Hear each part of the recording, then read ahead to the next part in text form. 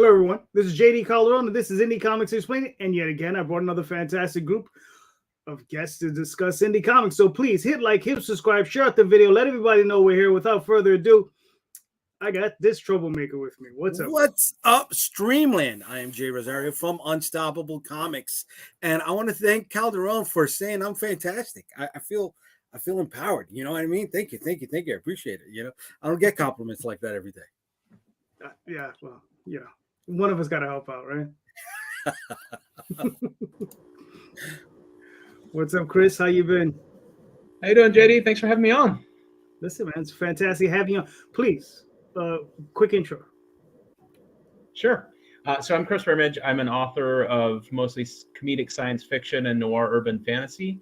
My current property that I am running right now is called Mandrill PI. It's a noir urban fantasy set in a cartoon world starring a primate private detective who investigates cases that involve paranormal, supernatural, and occult mysteries. It's kind of like Hellboy meets Who Framed Roger Rabbit. Nice. I like that. Mr. Tom, please introduce yourself, sir. What's up, guys? I'm still laughing at our green room chat before we came in here. So Tom Hutchson, Big Dog Inc., writer, publisher, art director, sales guy, building Kickstarters, fulfilling, shipping. I do everything.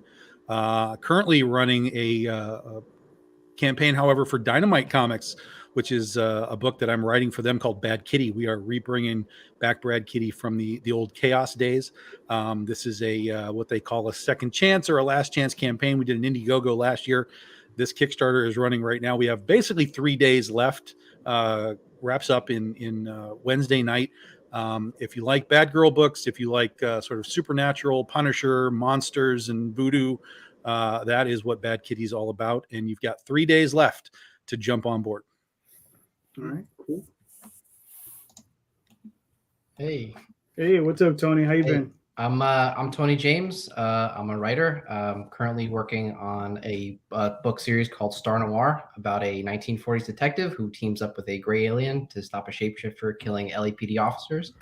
It is LA Noir meets the X-Files. It was very successful on Kickstarter, and due to a lot of people messaging me, I have now set up an Indiegogo for more people to pick up the book. Cool. Very cool. All right. Damn. All right. So listen. All right. Here's my first question. You're not ready? You're not ready? Come on. No, I'm always ready. But you know, it's ready, bro. Listen, I got like 5 questions, and I'm like, I gotta pick them. I gotta pick the first questions. Why are you stumbling on the first one?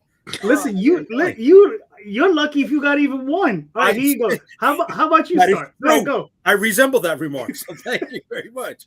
Okay, you want me to go? I'm gonna go. Oh, good. All right, and this is great because this is on the fly. It's based on our green room chat. Look at that. Do you think a seismic shift is coming where publishing is shifting from direct market to crowdfunding or direct to consumer? Let me use the direct to consumer phrase more than anything else. And the reason I'm saying this is because Tom's talking about Dynamite. He's doing something there, right? Boom has done crowdfunding. Top Cow has done crowdfunding. I believe there's another company that is, Polito, right? He's brought Coffin Comics into crowdfunding. So are other lower tier independents or lower tier big publishers going to be making the shift to crowd? Shit, even Valiant did it at one point, right? But are they going to make the shift? And is that going to be a continual trend going forward, in your opinion? No, let's move on. What do you mean let's move on? This is a fucking great point. I'm giving you gold right now, bro. This is an amazing talking point. Shit. I'm only joking. Break your balls. Tom, go for it. Yeah, I agree. No. Next question. So there's a lot of layers in that question. Oh yeah. Step one, I think, is a seismic shift. I don't know if there's a seismic shift. I don't think retail stores, I don't think that system is going away anytime soon. But I think the way to feed that system is what's changing right now. And what you're seeing is a lot of guys doing a lot of crowdfunding stuff just for themselves and, for their customers, like the direct to consumer, like you're talking about. But what's happening now, in addition to that, is a lot of publishers who are in the let's call it the diamond system to go to retail stores, are now looking at Kickstarter and Indiegogo and saying, these books are popular. These creators have done well. These guys have followings. Why don't we take this book that they've kickstarted and publish it over here through our company and send it to retail stores? Because there's no risk. The book is done, right? And that's happening a lot. Look at Antarctic Press. Antarctic Press is doing that a lot with a lot of different creators. Scout Comics has been doing that. And I think that is now, that's going to be the quote unquote seismic shift, right? It's not going to be that you're going to have all of these books being made for a publisher. It's going to be made for Kickstarter and those fans, and then it's going to be shifted over to the retail market. That is where I think it's going to be. And then the extra layer to that is that the people like you mentioned, like Boom and Top Cow and all these guys that have already done it, they're doing it to also feed the market. So like when they did the Top Cow, or when Top Cow did the Cyberforce hardcover omnibus just recently, right? That wasn't a Kickstarter exclusive. That was, they made however many thousands of them they needed to give to the Kickstarter people. And then the rest went over to retail and whatever their sales outlets are. So if you're not looking at Kickstarter and crowdfunding in general as a means to essentially create product, even if you're on a larger publisher, much larger than Big Dog Inc., if you're not looking at those options, and I'm not saying you do it for everything, but if you're not looking at those options, you're fooling yourself. And I think it's only a matter of time before a lot of the places will just start to kind of fall in line. We've already seen Boom do it, and they're bringing over properties, man. They're bringing over Power Rangers. They're bringing over Keanu Reeves. You know, like Godzilla just did it. Legendary just had a Godzilla hardcover thing on there. It's happening, and the people that get on it sooner are going to be in front of the wave before the rest of it kind of is in catch-up mode. That's where I'm coming from. All right, cool. Tony, what are you thinking? I mean, Tom's answer sounded the best. I mean, I don't know too much about what the larger publishers and corporations are doing for crowdfunding. I'm just sort of focused on myself at the moment. That's what you should be doing. Yep. And that's the other side to this. And I'll let Chris go first, but there's more to this question. Yeah, I tend to agree with a lot of what Tom said. I think it's also a matter of it's kind of like for the self-publishing prose industry when Amazon first opened up and a lot of the KDP stuff there began. You've essentially opened up a completely new segment of the market that was not available to smaller indie publishers before, and that's where I don't think it's a seismic shift. It's just another way to like the rising tide lifting all ships, where you have a place for a lot of people who would not be able to get their project off the ground or offset the cost of an artist and be able to pay an artist what they're worth. You're giving them a spot where they can do that. And so what it means is a ton more work gets out there by a ton more people that wouldn't be able to otherwise. I think that the traditional brick and mortar retail store, I don't think it's going away. I don't think there's a seismic shift where it's going to disappear. It allows us to offset a lot of our costs and a lot of the big publishers to offset costs to make some pretty cool, like really collectible stuff that they might not otherwise be able to justify the COGS for. I think overall, great question. But again, relatively short-winded answer or long-winded way of saying, no, I don't think it's a seismic shift, but I think there's a lot of cool stuff that comes with it. Okay. All right, cool. Well, I mean, and then real quick, I think the other part of that is we still live in this sort of segment of creation where we all kind of came from like the 80s and 90s and 2000s, where our brain is wired to understand the way it used to be. You know, you made a comic, you took it to a publisher published it for you, it went to Diamond, it went to stores, it went to a customer. There's I'm going to say things tonight that people aren't going to be happy about. Okay. But that's what I do. That's my job on these shows. JD knows. You don't need a publisher to do comics anymore. It's not a necessary thing. Doesn't mean you can't go find one. Doesn't mean you can't publish through a publisher and go to Diamond. That doesn't mean any of that. But you don't need it to be successful anymore. Like we just talked about, there's guys being successful on Kickstarter all by themselves. And then the publishers are going out and going, yo, that's a cool book. Can we now publish it through Scout, Antarctic Press, whatever. And that's not even necessarily like those guys from Kickstarter reached out. It's just a matter of publishers realizing this is content and these guys have fan bases and this is good stuff. And they keep going and they keep going and they keep going. And holy crap, this guy's got like 8 issues in the can. Let's put this in the retail market. So you don't need a publisher. You don't need to be in retail stores to be successful. It's a hard lesson to learn. Trust me, it's a very hard lesson to learn. I cut ties with Diamond after I left Aspen Comics. I cut ties with the entire retail segment of the market that I was in for 7 years by myself and with Aspen. And we went right into Kickstarter. We started crowdfunding, and this has been now about 6 years ago-ish. And we haven't looked back. All right. Calderon. All right, I'm coming, damn it. We got to take a breath at some of these really long questions, Yeah, I know. Everybody right? breathe, assimilate the information. Try to take it all in, right? Yeah.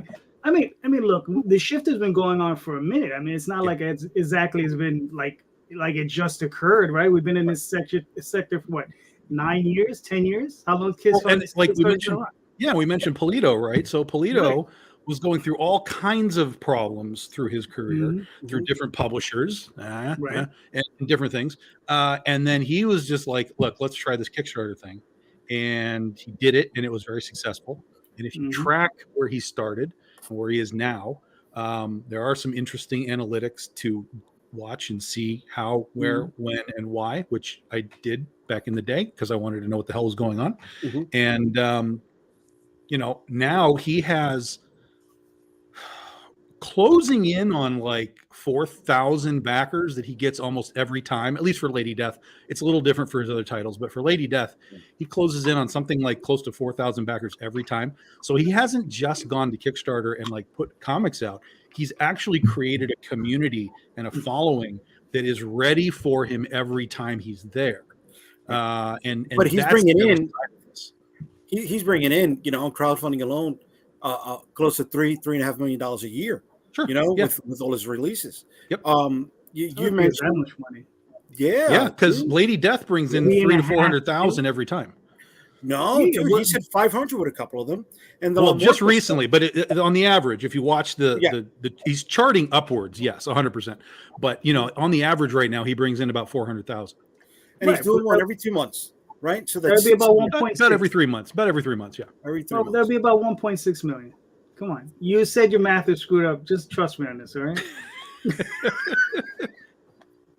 Well, if you do 5 campaigns at 400,000 a piece, that's $2 million. That's $2 million. Right. It's a little less than 3.5. All right. Anyway, but it's good. It's good. And again, he is all of his things are trending upwards. That's the other thing is like in the comic market in retail, there's always attrition. You have number one, you sell 100,000 units in number one, and then number two is immediately 50,000 units. Like it immediately dissipates from attrition. Right. You don't have that in Kickstarter as long as you're doing your job and getting the comics into the people's hands in a reasonable amount of time. You will avoid attrition for the most part. And really you should only see at least tiny growth. Hey, we picked up another 20 guys. We picked up another 15 guys, whatever. And you just kind of go up and up and up. That's the other side to Kickstarter and crowdfunding in general that defeats the general market in an instant. All right. Now, Jay, what are your thoughts? Well, Calderon, you mentioned, this is something that's going on for 10 years. Yes. Right. But it's still not talked about. Right. And, you go to any comic journalism site and it's this writer's working on this property. This Batman's getting married for hold on. Let me put it. Hold on. Jay, hold on, relax.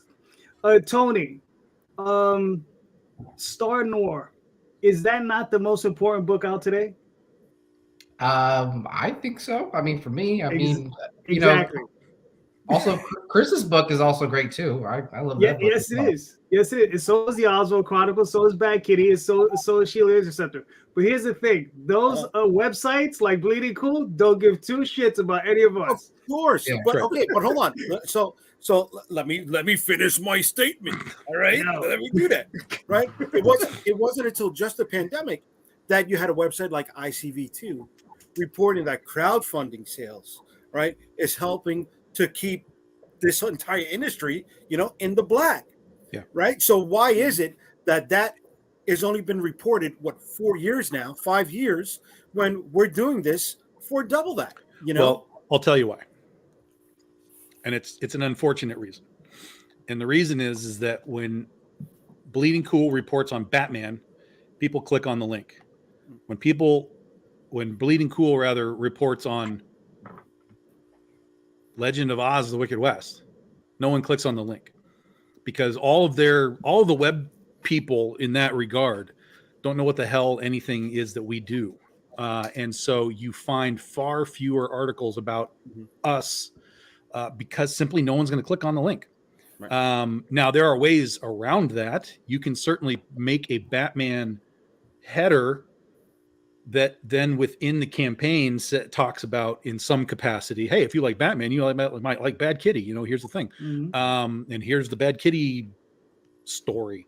But it's unfortunately, and even beyond that, we don't even read articles anymore.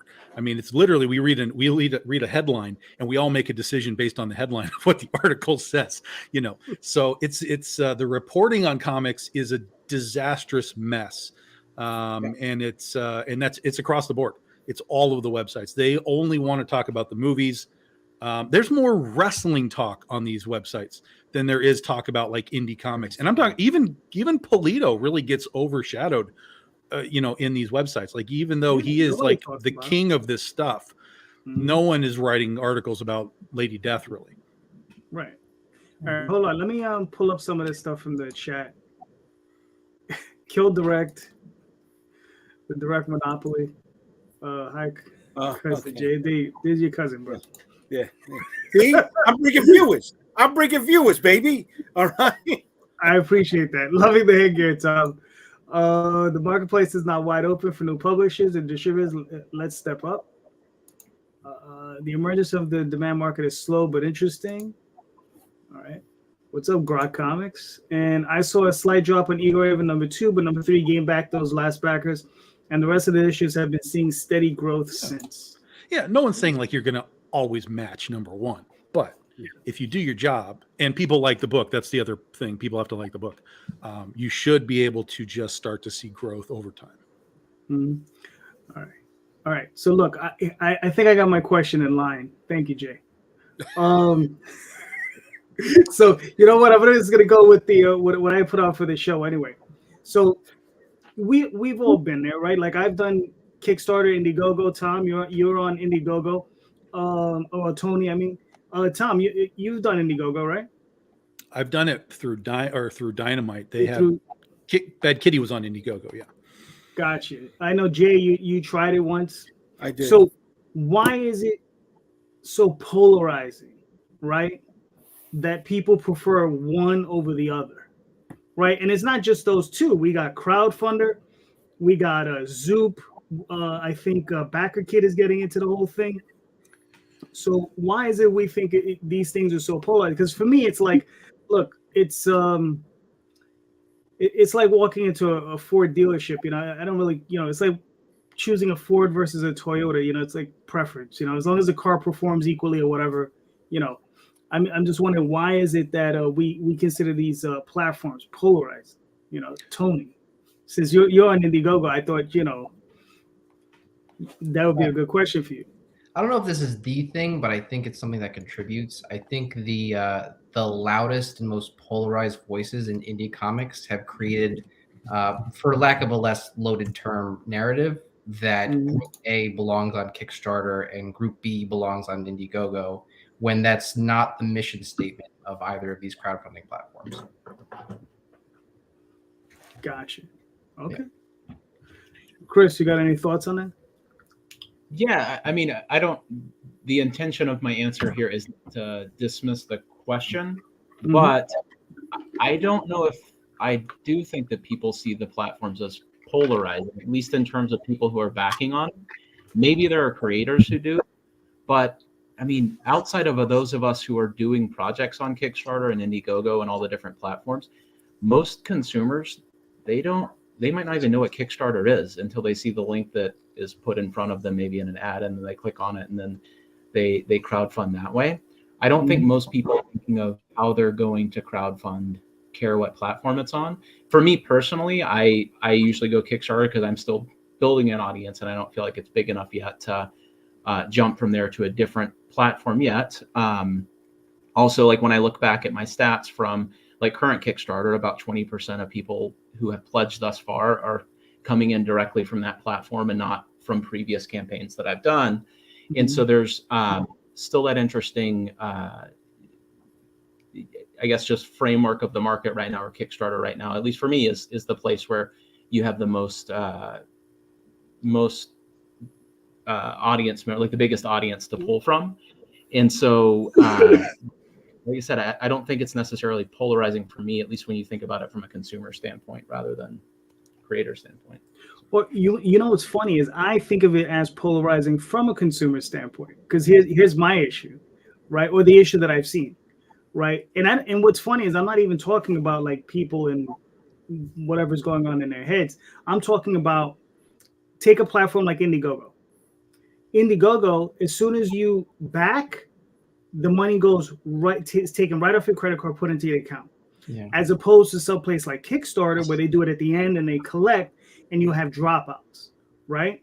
And then crowdfunder, they'll take the money and they'll launch it right into your bank account as soon as they get the pledge, right? So I mean, that's what I mean, polarized. And like I had an issue with Zoop. This is one thing I didn't like. I like Zoop and I like what they're doing, but I really want them to correct this, because when I tried to back, they tried to keep my credit card, like they wouldn't allow me to like not keep my credit card information in there. Like I didn't want to keep it in there. I was like, I'm gonna do this one-time purchase. I just want it to be a one-time purchase, and I don't want to, I don't want you to keep my information. It wouldn't give me that option, right? So that's what I mean by polarizing, because that's why, from a consumer standpoint, some people want the money taken out, some people want to take it out later, some people want to take it out now. So that's why I find it interesting on that level, from a consumer standpoint. You know what I mean? Maybe like the trick to these things is exactly what you're talking about. But I think there's there's the polarizing part, like people like one way or the other. That's just, they like it one way or the other. But I think there's also the simple fact that wherever someone starts and they drag their fans to that place, and it doesn't matter which one it is, if that's their first experience, that's what they're going to understand, and that's what they're just going to accept. So for me, I started my stuff on Kickstarter. So all of the fans that followed me 6 years ago, 7 years ago, that's what we used. That's what people got used to using. And when Kickstarter finally got to the point where they had their add-ons, where we didn't have to do all the monkey business behind the scenes to do add-ons, that helped Kickstarter tremendously. Meanwhile, Indiegogo really is archaic in how they do everything. I mean, their site is just like, the search engine is terrible. The pulling the money out immediately is fine, except that it doesn't allow people to come back and add on, because now they're paying shipping again. And there's no balance for that. So Indiegogo just is not really a user-friendly experience, unless you're just the guy who's like, give me the book, click, and I'm walking away. But people that like want to get involved in the experience of the comic, and you might like, we all talk about like during the middle of the campaign where things start to slow down, people will add things to the campaign. Hey, we've got trading cards now. We got a print. We got a new comic. Come get these things. On Indiegogo, that's really difficult. On Kickstarter, it's just click, I want it. There's definitely that. All of that goes together. But I think the key is that wherever you start and drag your fans, if they're first-time users as well, I don't think they'll care. But if you're trying to drag people from Kickstarter to Indiegogo, it's going to be a difficult transition, and in some ways, vice versa. If I could capitalize on what Tom is saying, it's not just adding that extra stuff in the middle of the campaign. Sometimes you forget about that stuff, but that is one of the values of holding the money until the end, right? Because you can't do that if somebody's already purchased something. It just it's going to throw their whole system out of whack, right? And then on top of it being easier because that's the place you started, it's also for those of us who've run multiple campaigns, you know how hard it is to get people to sign up to use a platform for the first time. It's like pulling teeth. They're like, oh my God. Yeah, Calderon, you talked about it a second ago with the soup, right? They're like, oh my God, I got to put in my information again, right? Well, it wasn't again. It's just that they were going to keep it. No, I understand that. But you know, you talk to somebody else who does know about this and they want the book or they want to support you, whatever the case is. And they're thinking, oh, they can get it directly or how many times have you heard individually, oh, can I just give you the cash? And you're like, yeah, okay, no problem. Right. But it's, you already have that user base. Right. And I know people, those who don't use Kickstarter frown on the user base, but I mean, you want to go where a party is. You do. And there are far more users on Kickstarter than there are on Indiegogo or any other platform. That's just reality. Combined. Yeah. I mean, if they can show me that they're surpassing that, okay, but I doubt it. The only platform that I see that might be able to give them some real challenge when they finally open it up is BackerKit, because they have a huge mailing list. You know, Chris, I know you were chomping at the bit. Oh no, I don't even remember what I was going to say. I was going to jump back in earlier and I lost the train of thought. But I agree with you there on BackerKit. I think so many of us use it for fulfillment, and so many of our fans and backers are used to like the back end UI of things when they get messages and things from BackerKit. That's the one that I've given Kickstarter a bit of a run for their money, at least in the comic space. I haven't used BackerKit for anything outside of comics and novels. And so I don't know from like a board game fulfillment side of things where Kickstarter probably makes a ton of money, how it'll affect things there. But I could see it being the thing that gives Kickstarter a run for their money. Yeah, that's really the only one I've seen. Excuse me. Grok writes, I use IGG and Kickstarter, totally different audiences. I want them all. Hello. There you go. And I agree with him. Buyers don't care really. Creators fear censure from other creators for their choice. It's inside baseball politics. Oh no, I don't care about what anyone tells me. Let's make that really clear. As a creator, I don't give a shit what someone else tells me. In fact, when I started, I had a guy who was doing really well on Kickstarter. Tom, your headphones look fantastic. That's correct. That's the right answer. And when I told him that what my plan was, which was to do a series like 1, 2, 3, 4, 5, 6, 7, you know, like we were doing monthly comics in retail stores, he told me to my face, he said, "You can't do that. It will not work. When you do the first issue, you will have massive attrition for issue 2, 3, 4. You will continue to fall off just like you do in the retail end." And I was like, and I was new at this. And I was like, I'm going to show you why you're wrong. And the fact of the matter is that we did our first Kickstarter. We did $16,000 with about 250 odd backers. The second Kickstarter was almost identical money and backers for issue 2. And then issue 3, 4, 5, 6, 7, all climbed all the way up to where we got to the end. Issue 7, we did $32,000 and like 500 and some backers. So we actually swooped all the way up from issue 1 to issue 7. And that's what you can do with Kickstarter. That is the ability of Kickstarter. As long as you are fulfilling the books and getting them into their hands in a reasonable time, they will come back. They will want more, again, assuming they like the book. But for us, we went back with a book that we started the entire company with. So we brought a new Penny for Your Soul series out to kind of relaunch Big Dog Ink through crowdfunding. And it was a slow burn, but it went to the moon. So you should listen to what people say, but you have to take it all with a grain of salt, because their information is only based on their experience. Right. And that experience does not necessarily translate to what you're doing. Right. So there are oftentimes things that you can listen to and say, well, okay, that maybe I can convert that somehow for me because I like that. I don't like that. So we're going to throw that out. So listen, but at the end of the day, there's really no wrong answers. You have to do it your way, and you have to do it in a way that your followers and your fans are going to respond to. And it doesn't matter if my way is different from Tony, because Tony has to do it his way. And that's just comics, man. I mean, it's different IPs and different genres and different artists and different everything. So Tony's going to do it his way. I'm going to do it my way. And what you as a potential creator have to do is watch us both and figure out, like, I like what Tony's doing over there, but I like what Tom's doing here. How do I sort of take those things together and Tetris them into something that works for me? And then you find your way and you just keep going. True. All right, cool. Jay, what are your thoughts? I'm he's speaking the truth. It's simple, and people are overcomplicating it. You don't have to pay for somebody's program or somebody's master class, right, to learn how to do this. The information is this is the master class. It's happening right now. Exactly.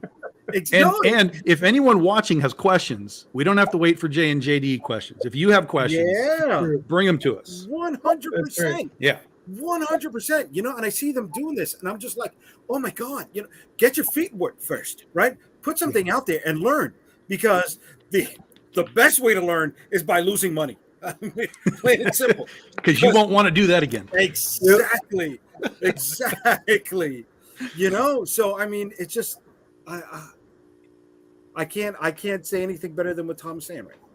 Yeah, listen, my thing is this, is like, they're all tools, right? And we all need as many tools as we can to build our houses, right? So use them. That's it. Just use them. I mean, what else is there for? Don't worry about anything else. But listen, Jay, if you don't mind, I got another question. Go ahead. All right, because I know that'll allow you a sigh of relief. So here's the question for you guys.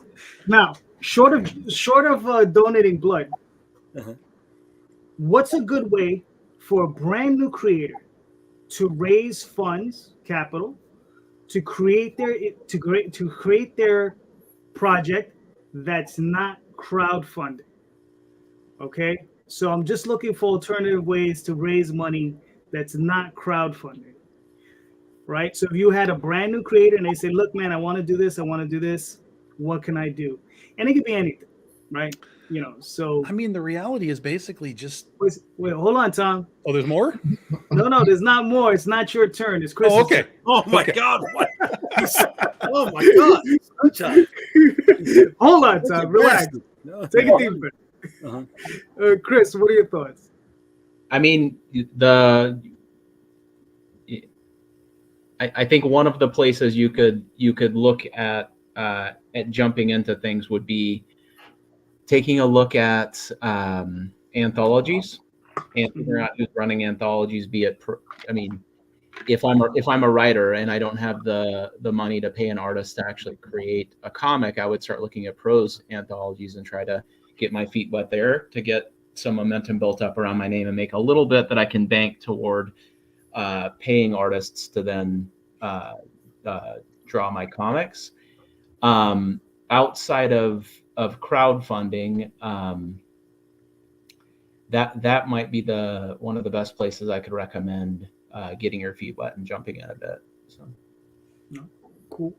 Now, Tom, go for it. No, I don't want to now. All right, Tony. Well, I think Chris had a great idea. I mean, if you have to, start small. Find people that are doing things like anthologies. Maybe you only have to create like 8 pages, and then you have something in print, and then you can show it to people, and you can kind of start that way. The other thing is we're all nerds. We all got stuff in the closet. Put it on eBay, guys. Let go of those Star Wars toys that are just sitting in their box, and come up with $400 or $500, and turn it into something that you now have a product in your hand that you can start selling to then move that money to your next issue. That's the heartbreaking answer, but it's the real one. When I started selling off painfully a lot of original art pages that I had been collecting, and God, I could probably buy a house now with some of that stuff, but to get started back then, I needed a couple grand, and that was where it came from. What was the most heartbreaking one you let go?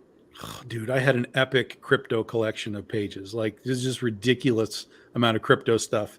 Crypto the dog, not crypto the currency. But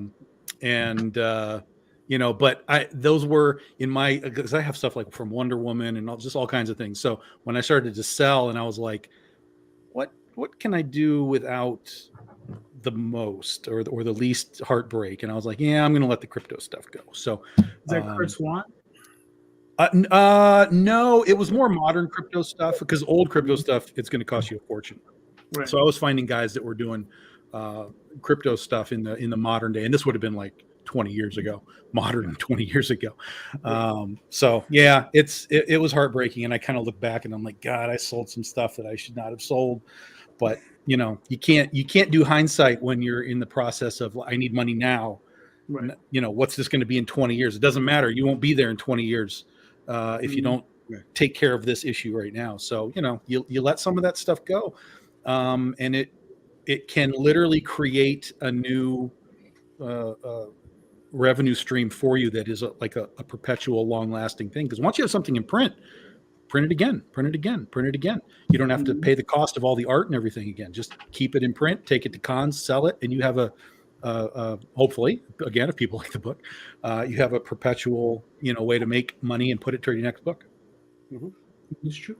Tony, what are you thinking? This is a tough question. This is like, how do you find an artist without the internet? I feel like starting small, as it's been said before, is a good way. And then I feel like a lot of passion projects are made by like-minded individuals who are like, I have this idea. Well, I also have this art style that also, and then you just you vibe as friends and you want to build something together. I don't know. I don't know how to generate money without crowdfunding. Gotcha. Jay, what are you thinking? All right. Here's what Tom mentioned before about this being the class. So for anybody watching and you're looking to raise money short of selling blood so you can pay your team, here's what you're going to do. Get a pen, write this down. All right. You're going to go to FM Expressions. All right. You're going to create a simple single color image on heat transfer vinyl. You're going to buy 100 of them. It's going to cost you $75 for the pack. Then you're going to go to Michael's or Joann's or whatever craft store, and you're going to get a ton of T-shirts on whichever one is on sale, all right, for $2 and change. Then you're going to go home, and you're going to take the iron that you already got at home, all right, and you're going to iron them on. It's going to cost you less than $5 to make a shirt, and you're going to sell it for $20. All right? Now you got $15 net over the course of how many shirts you're selling out of the trunk of your car. You're going old school indie rock band style, all right? You're going flea market. If this is the New York hustle, ladies and gentlemen, right? This is the flip product from your own mind, all right? You're creating something more that has a high margin, a high return, so you could pay your team. Plain and simple. Okay. My answer is an easy one. I mean, you find someone like Jay, and you get them to loan you $15,000 to $20,000, and then you can do all the comics you want. They got Jay's works like a regular job. He has a 401k plan. He can just drain that sucker off you. That's what I would advise. Remember what happened to the last guy? It happened to. That's fucked up. But anyway, Jake says, starting by changing the attitude to think investment, suddenly you'll be a miser in no time. Hi there. Thanks for sharing. All right. Thanks, Aaron. But no, seriously, I think Jay is onto something. I mean, when I first started out, I was a kid. I was like 18, 19 years old. And what we did to raise funds, we did ash cans, right? Remember those? We did small stapled books, and we would staple those suckers. We did 100 of them at Kinko's. We would bring them out to the shows. We sold them for $5-10 a pop. We had posters that we would print out. And we were selling those like mad. And, we got a hold of all our aunts and uncles and sold them to anybody that would, just didn't want to hear about it anymore. And they would just give us money to go away. But, you have to go out there and sometimes be a little creative. I'm just saying this because I find it interesting from that beginner's perspective. How would someone brand new start? Brand new. I mean, aside from, because I don't think going on the Kickstarter and having 3 pages of artwork and a cover is a good way to start your business. I think you should have a completed issue. So you have to raise that money first so you can get those pages done. So, anyway, that's where that's coming from. Jay, do you have a question? Yeah. Conventions are coming back. People are starting to do them.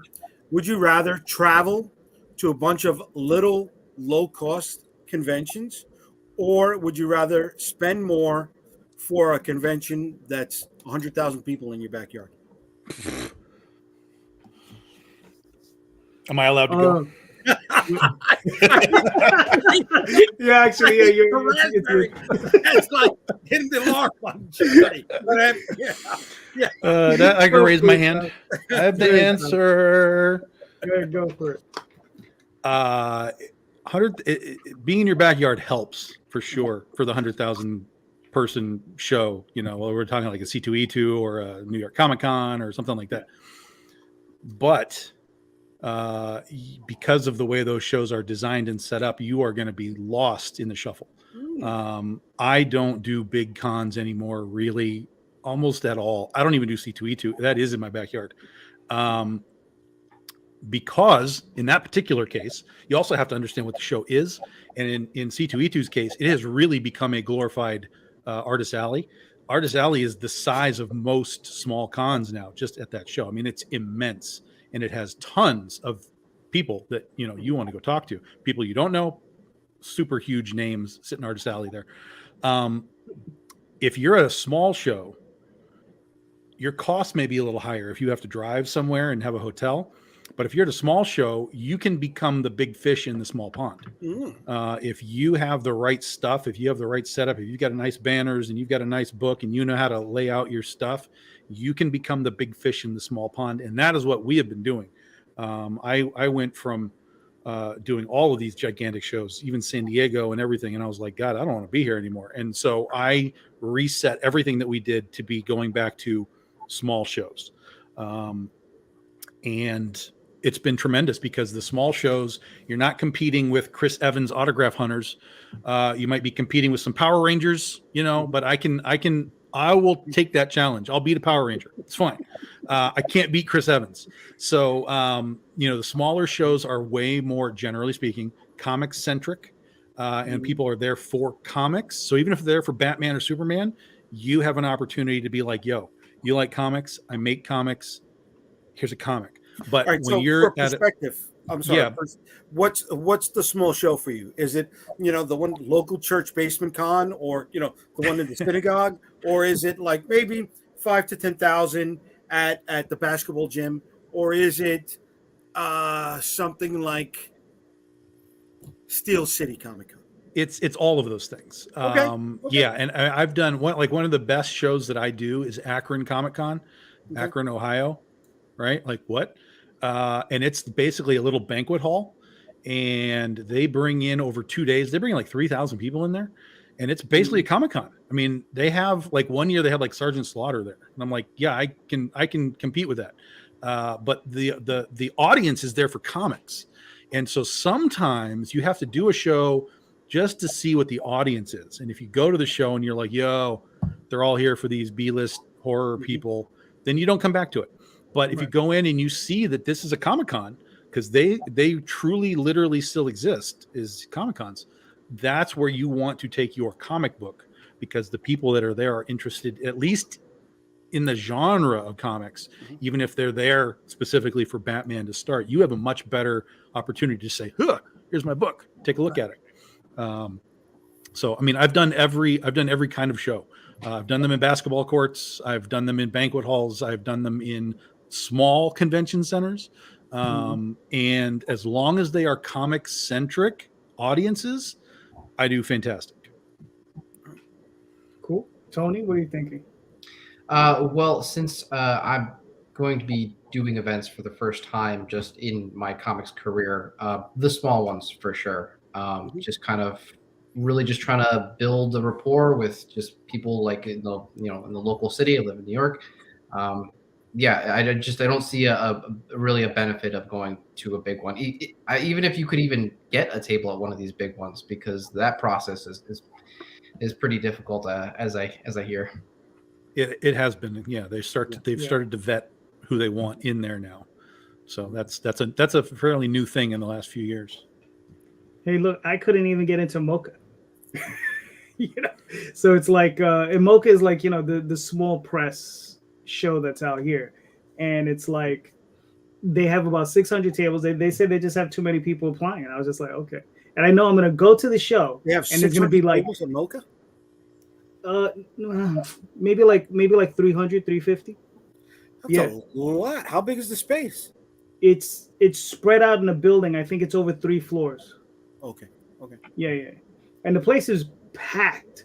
The last time I went, the place was packed because it's $5 to get in the door, which is is cheap to get in. But the tables are like $4.50.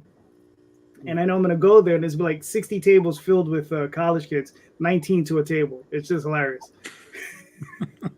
Yeah. See, but you know what? That's another way for them to save money, right? Split a booth with somebody. Yeah, split a booth, split lodging, right? I mean, how many times have you done a con out of state where you're crashing on somebody's floor, and all your gear's in the trunk of your car, and you got to go downstairs to grab your toothbrush and come back upstairs just to wash your ass? Come on, that's grinding. Hold on, Jay. Chris, I'm sorry, we stomped all over you. What are your thoughts on it?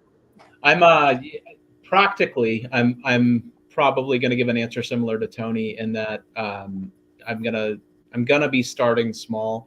Most of what I was doing for the longest time was prose, and then I just started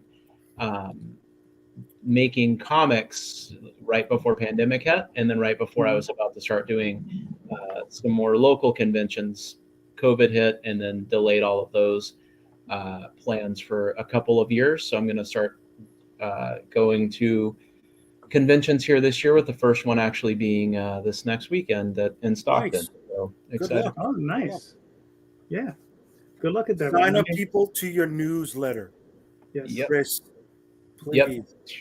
Got gonna have the sign up sheet there. Got a bunch of stickers and stuff to hand out to people as giveaways for signing up for the newsletter, that kind of thing. So excited. And or you know what? This was a fun one for me. I don't know how many books you got in catalog, right? But even if you don't got a book to give away, a free digital preview for them signing up, put together a small little sampler or a 4 or 5 page preview. That way you're not even spending money on stickers. You know what I mean? It becomes that much cost effective. Yeah. I've at least got I've got 5 novels, and then comic wise I've got 3 issues out now. So can at least have those in terms of stock to have at the actual table. No, that's cool. So Jay, you want to hear something funny? What's up? So what was the question again? You son of a bitch. Would you rather do a lot of little cons that you got to travel to, or would you rather do one big con in your backyard? Oh, I got you. Neither. You don't do cons. I don't do cons. I haven't done cons in I do like 2 or 3 small ones that are local. Okay. But I'm done, man. I'm tired, bro. I'm tired. I'm like, do you know how many cons I've been to in the last 20 years? Actually, as long as 25 years, man. I mean, we did San Diego for like 9 years running, Daphne and I, right? Yeah. We did New York Comic Con when it first started. We did that for the first 3 or 4 years. We did up and down the East Coast, I don't know how many times. Mm-hmm. We've been out to Chicago, MegaCon, you name it. We've probably been there once or twice.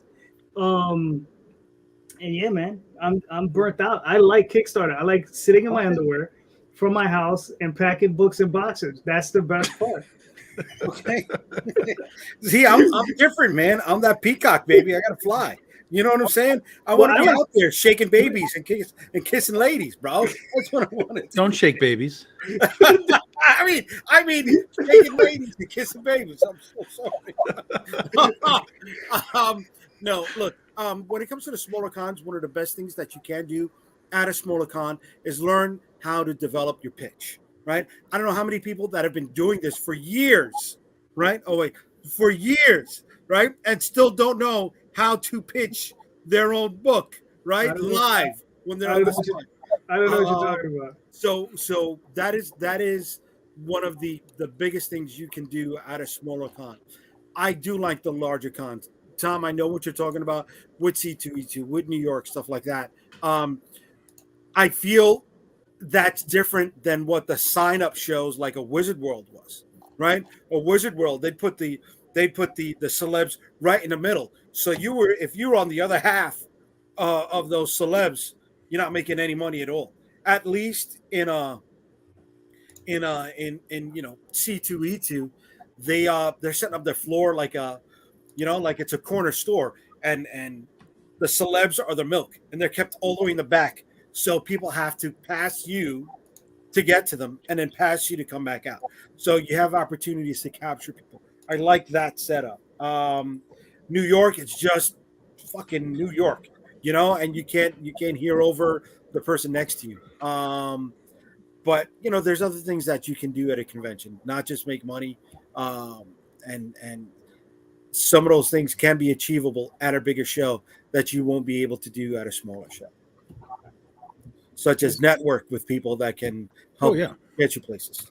Yeah, it all depends on. I mean, the question is a simple one, but there's, again, like with all these questions, there's layers to it. It depends on what you're trying to get out of it. I did not want to do San Diego Comic-Con, but I don't either. But when we did it the first year, we picked up distribution in Germany because we were at San Diego Comic-Con. So again, there are extras that are potentially available to you if you are in those larger places, because the larger places is where the multimedia people also roam. Hollywood is out there, video game people are out there, toy people are out there. They're all swirling, looking around for what's the next big thing. And so there are advantages to the larger shows just from the extras. You might not make the money that you want, but there could be futures that can be attached to you. So to capitalize on that, it was because of New York Comic Con that I ended up on Fox, BET, and ABC. Right? That didn't happen for me at smaller shows. Yeah, but you didn't have to mug someone. Don't do that. I didn't mug them. I solicited them.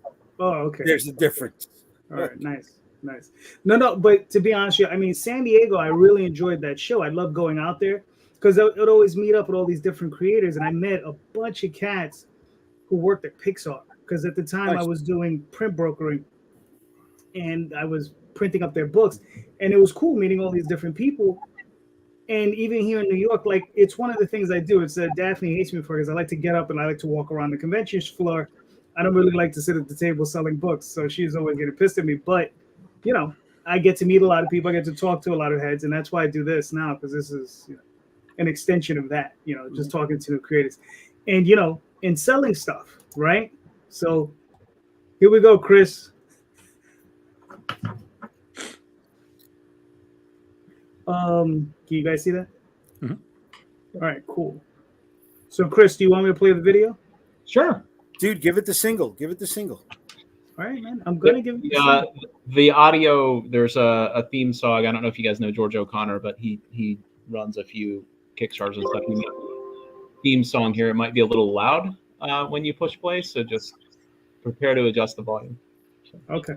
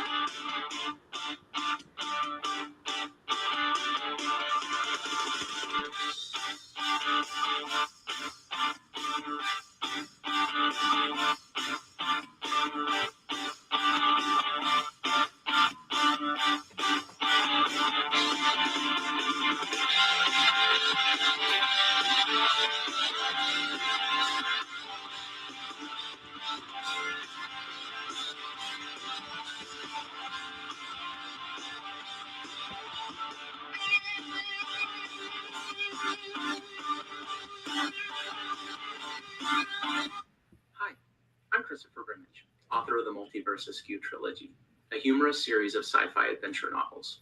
And I'm here to discuss with you my newest project, Mandrill PI. It's a noir urban fantasy set in a cartoon world. The protagonist, Manny Mandrill, solves mysteries often involving occult horrors or supernatural or paranormal threats. It's kind of like Hellboy meets Who Framed Roger Rabbit. Ultimately, it's a love letter to two of my favorite things, 80s and 90s cartoons and hard-boiled detective fiction. But there's more to it than that. It's also a way that I explored my own grief over my parents' deaths through the character arc of Manny Mandrill. He's a cartoon Mandrill who's lost the love of his life to the chaotic world in which he lives. And over the course of the series of comics and novels, he comes to terms with his grief and learns to grow as a person. Mandrill PI, issue 4, is a 24-page full-color comic. It's the fourth in a planned arc of 6, and it's full of twists, turns, and mad science. I've already completely scripted all 6 issues, and this issue, issue 4, is fully complete. That means it's fully penciled, fully inked, fully colored, fully lettered. The variant covers are all done. It is ready to go to print. I personally paid the art team out of my own pocket to bring the issue to life, and I'm super excited by the work that they did. And like I said, it's complete and ready to go to print. I'm seeking about $2,000 to print and ship the issue, as well as to pay down some of the debt I incurred bringing the issue to life.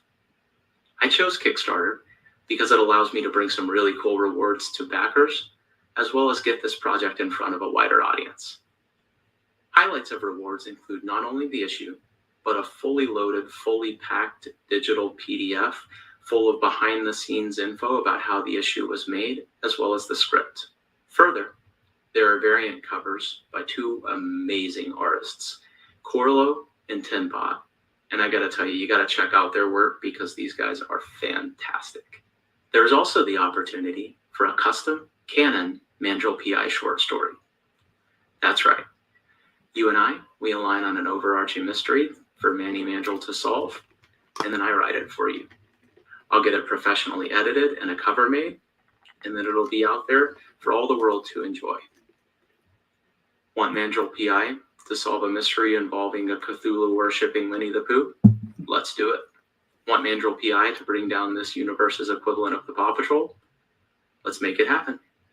And then there's the big one, the chance to insert yourself into cartoon and novel history.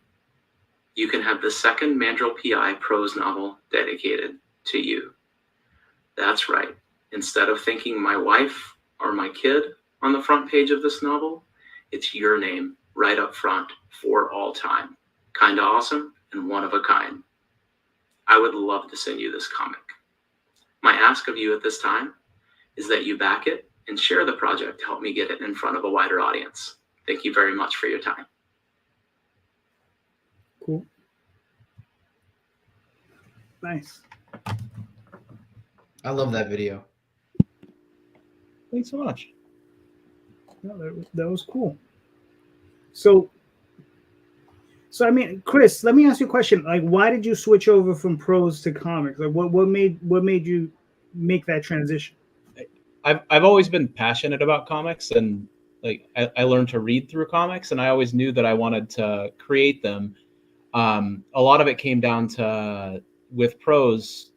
I can do all of the work in prose aside from the editing, and I unfortunately don't have the artistic skills to draw my own stuff. And so a lot of it came down to a passion for comics, but a skill for actually writing. And so most of my creative side of my career has been in the prose world. And Mandrill PI actually started as a prose project where I love the challenge of taking a cartoon world and creating it in prose, where it's a completely non-visual medium, and just using your inner eye to bring it to life. And then I found Carlos through Reddit, Carlos Trigo, who's my artist through Reddit. And I was like, actually, when I first found him, I was thinking of him for a different project. And then when I saw his style, I was like, this guy would be perfect for Mandrill PI.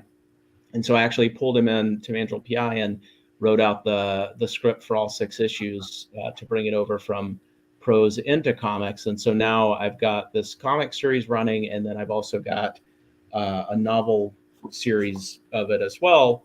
And so the storyline runs through both comics and then prose novels. And so the way I structured my Kickstarters was I did my first 2 issues of the comic, and then I did my first novel Kickstarter after that. And then now I've jumped back over to the comics for issue 3. And then currently this is issue 4. And then I'm going to do the second novel after issue 4. And then I'll have the final 2 issues of the comic. And then I'll jump back over for the third and final novel. And so then that way I'm building up my audience from a prose side of things and a comic side of things, and offering some like super exclusive things that sort of cross over those 2 worlds that they wouldn't be able to get if they were buying at retail. So. Cool. Now, as far as sales on do you kickstart the novels as well? Yep. Yeah. Now, how do you see the differences between the 2 audiences, between prose readers and comics? I had a decent bit of crossover from the comics over to prose, but then there's a huge prose audience on Kickstarter as well. And so the cool thing about it was bringing a bunch of people who might not have been paying attention to comics that then crossed back over into the comic space after I launched the prose novel. That was just really cool to see, because it ended up expanding audience on both sides of things, so that really they started interacting in both worlds. And I even had a few backers who are just only really interested in comics who jumped over to support the novel, who said great things about it, but it was a matter of like they might not have thought about backing prose had it not been for the comics property. So that was pretty cool to see. Oh, that's cool. So now you're just doing separate adventures. The prose novels are their own stories, completely different. Yeah, the prose is its own stories involving the same characters. The comics are actually an adaptation of the first novella that I did in the series. And so I guess if you want to be spoiled, you could probably read the novella to see how the 6-issue arc ends. And then I've talked with Carlos about continuing the story after these first 6 issues, and we'll be launching some stuff that is completely new and doesn't tie into any adventures that have happened on the prose side of things as well. So. Yeah, cool, very nice. So, yeah, because I mean I write prose as well. I haven't done a Kickstarter for them yet, but that's why I'm asking. I'm like really interested in that. So you got 6 issues of this. About how many words per novel are you putting in, roughly? About 100,000 words per novel. Oh, okay, yeah, okay. The third novel in the series is a little bit longer at about 125,000. But yeah, like full length novels and full adventures in each one. The first one plays around in the world of like werewolves and or were creatures. The second one is a bit more of a thriller that pits 2 people from Mandrill PI's past who are hunting him against him, and then the third one is an alien invasion story with some fun parodies of like They Live and The Thing and Invasion of the Body Snatchers and that kind of thing. Oh, very nice. I like it. Nice. Okay, cool. I mean, you have what, another 12 days, it said? Yep. Ended on March 3rd. And so we've passed funding goal and we're into stretch goal and milestone reward territory. And so I've got some really cool stuff prepared for stretch goals whenever we start to pass some of those. We've already busted through the first one, and then we're closing in on the second one. Mm-hmm. Very nice. I like it, man. It looks awesome. I mean, look, like you said, you've already made your goal, so you're into stretch goals. Hopefully you'll make your hidden goal, whatever it is. Because we all have our goal, and then there's always the other goal, right? Yeah. So hopefully, what other goal are you talking about, Calderon? You know what I'm talking about. You know when you raise $4,000 and you really needed 8, that sort of thing. Gotcha, guy. That hidden goal. Yeah. I usually do my funding goals such that they'll at least cover printing and shipping, and then once they cover printing and shipping, then it starts to chip into the amount that I paid artists that I kind of see as a little bit of sunk cost for these until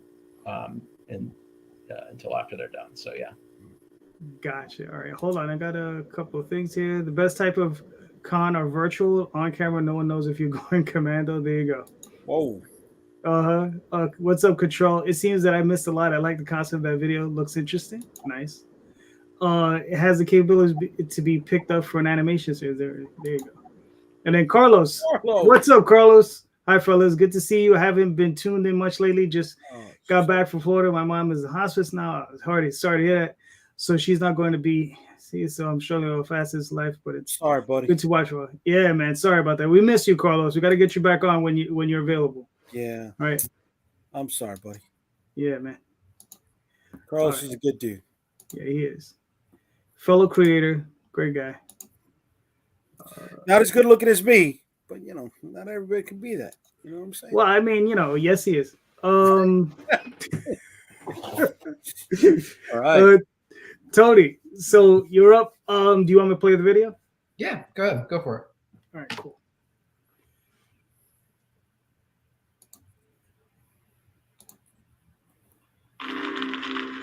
"1947. Alan Miller, a homicide detective, a real ace in his field, has nightmares about strange beings. He's called in to investigate the murder of traffic detective Patrick Perkins, a most unusual slave. The sight is not for the faint, but what is most curious is that Perkins's heart has been removed. The only lead is a beautiful silver starlight, the type of vehicle you'd never take your eye off of. The case runs cold, but Detective Miller is met by a strange being from his nightmares. The alien gives him the rub. He informs Alan that a, quote, shapeshifter, unquote, killed the young traffic detective. The kicker? This monster is hiding within Central Police Station alongside his fellow officers. The detective pays no mind to his encounter, but the same visitor is seen chatting up the captain. Alan barges into the captain's office and meets a young man, Ellis Tate, a new transfer from the Big Apple, a man who's been assigned to be Alan's new partner in the Perkins case. This story is penned by Mr. Tony James, a writer of sorts, a lover of old noir and science fiction. He's accompanied by 3 able-bodied artists, aces in their own field, much like our detective. And hot damn, take a gander at those rewards. Commemorate your purchase with these fine items. Don't be a fuddy-duddy. Back Star Noir today. It's the only way to defeat the communists. Nice. I love the propaganda video. I think it's great. The only way to defeat the communists. That was very fitting. Yeah, that's really awesome. So I mean, what's funny is this is your second time on here promoting this book. The other one you did on Kickstarter, now you're on Indiegogo. Yeah. So, yeah, I mean, listen, I liked it then. I still like it now. So talk us through it, man. What are we looking at?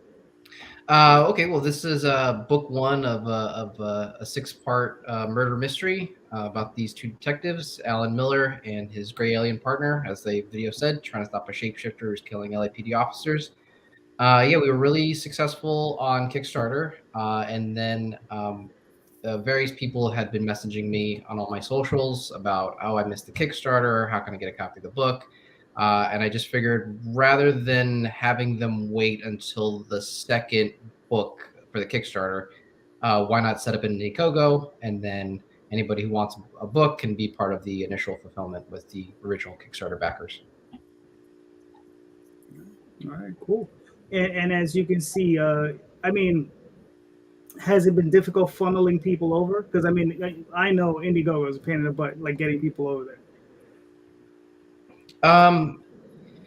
Yes and no. I mean, the stakes of this particular campaign are much different than the Kickstarter. The Kickstarter was like, I have to raise the funds or else this book may not exist. And this one is like, I would still like to include more backers, especially because people kept messaging me wanting to get a copy. So it's really just trying to funnel people here. But it's really if they want a copy of the book, it's just trying to expand the audience any way I can. I got you. No, that's cool. Because I mean, you did 5 figures on Kickstarter. Yeah. So yeah, I mean, the book did great. Yeah, we're doing great. We're about a little more than halfway through with the first book. So you want a copy, you can go to Indiegogo and grab it. It'll be up until April 1st, which is not a joke. It will actually be up until April 1st. All right. Now, are you doing what is that? Flexible funding?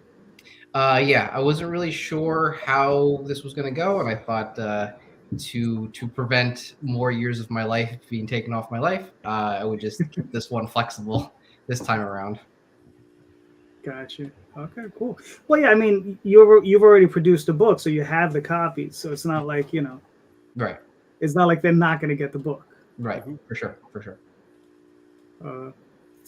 Why did it have to happen on that bridge? I mean, that bridge is Los Angeles, right? But I mean, why that bridge? Any specific meaning? Well, really, a lot of the big story beats and just trying to play up into the like glamorized Los Angeles of it all was to just choose iconic locations, and that bridge is it's been redone since then, but it was very popular, very iconic of the time, so I wanted to include it. Nice. Now, where'd you come across your artists? Facebook is the group connecting writers and artists. I think that's what it's called. Okay. Yeah, so I just put out just a open call for artists that I wanted to do this idea. A few artists reached out to me. They kind of drew their version, their interpretations of the characters. And this guy Pablo from Argentina, who's done some stuff with Scout Comics. Yeah, he's been published by Scout. I just really loved his interpretation. I mean, everything that he draws for me, I'm just blown away with. It's like our production process is just so smooth because I give him the script and he gives me a version that I think is really cool, and I just really love the way that he puts characters in silhouette and sometimes will hide their face, and he creates a lot of atmosphere, and he I just really love the way that he draws it. And then Vinicius, he's from Brazil. He's done some stuff for IDW. He's done some G.I. Joe stuff, and I just really loved his very noir, like brushstroke, very vintage style that he kind of added on top of Pablo's art. Works well. Yeah, it looks great, man. Thank you. So here's the thing. Like, this is the first issue. You said there's going to be a 6-issue limited series. How many of these are you looking to release a year? Well, we're going to keep working through this book and move on to the next one. So when we get to the second Kickstarter, my goal is to have that one pretty much mostly done so that we can be like almost bi-yearly. I want to do better than one a year because there is a lot of story to tell, and I want to kind of get it out there. No, I got you. What's up? How many pages? Oh, this one's 42. Each book it will be about that length. Okay. About 42. Yeah, that's a lot. Yeah. Considering most comics are like 20, 21 pages. Yeah. The previous comic that I did was a cyberpunk comic, and I really kept that one really short. But doing this one, it just it's like the noir setting. You want it to breathe a little bit, be like a sort of a slow burn with a little pep in its step. So having it be a little bit longer kind of gave it that necessary breathing room, I think. Very nice. I mean, the book looks awesome, man. Thank you. Hopefully we can get some people over there to go check it out.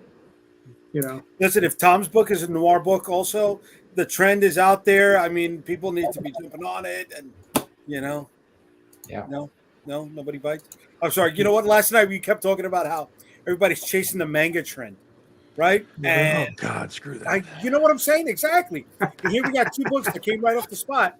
They're noir, and it's like there's so many different things to go after here. Well, I'll tell you, Bad Kitty is not noir, but I do my own. Again, this is for Dynamite, so I'm writing their character. But I have been doing our annual Goth Day book, which it definitely leans into the noir style of stuff that I've been really enjoying writing. It's not my normal style of writing, and it's been super, super fun. So. If you guys do like that stuff, Goth Day is again in May. It's right around the corner. We're working on it right now. But this is more supernatural Punisher style of stuff. Okay. Like it says, it's blondes, bullets, and bayous. Bad Kitty is from New Orleans, Louisiana. And this is the original book was published by Chaos way back in the day, 2001. And Chaos or Dynamite picked up all the Chaos books, started to reboot a lot of them. They do a lot of things with like Purgatory and Chastity and so on. This was a character that basically had just kind of been sitting around for a long time. And when I got introduced to Nick Barucci over at Dynamite, I basically just was like, so when you need some more Bad Kitty, give me a call. That was the pitch. And he was like, yeah, let's do a crowdfunding thing. And I was like, oh, okay. All right. And so we started putting this thing together. And what was really cool was basically Nick gave me carte blanche, like, do what you want, man. Get the artists you want for the covers, for the interiors. Do this as you would do this. And we're going to basically just step aside and let you do it. And that was amazing because I had never worked for another company in this capacity before. So I was fully prepared. Like when I turned the script in, I was like fully prepared for like notes, like, okay, you can't do this. You got to fix that. This connects with something else, blah, blah, blah. And the script came back and they were like, yeah, so we fixed a couple of grammar things and it's fine. And I was like, yeah, but like the story is like fine. And they were like, yeah, it's good. We're going. I was like, oh, okay. So I was not prepared for that at all. And it went off to CB Zane, who's the pages you're looking at right here. CB Zane and Chris Chua on the colors. These are both Big Dog Ink regulars for Big Dog Ink books. So really, it's a Big Dog Ink takeover of this character. And like I said, Nick and the editors and everybody, they basically were like, yo, man, do it how you want to do it. And I really appreciate that from them. I'm sorry, Calderon, can you scroll up a second? Well, those are what, metal card? No, a little bit more. Those are graded books. Those are holofoils and metals. These are holofoil metal covers or cards?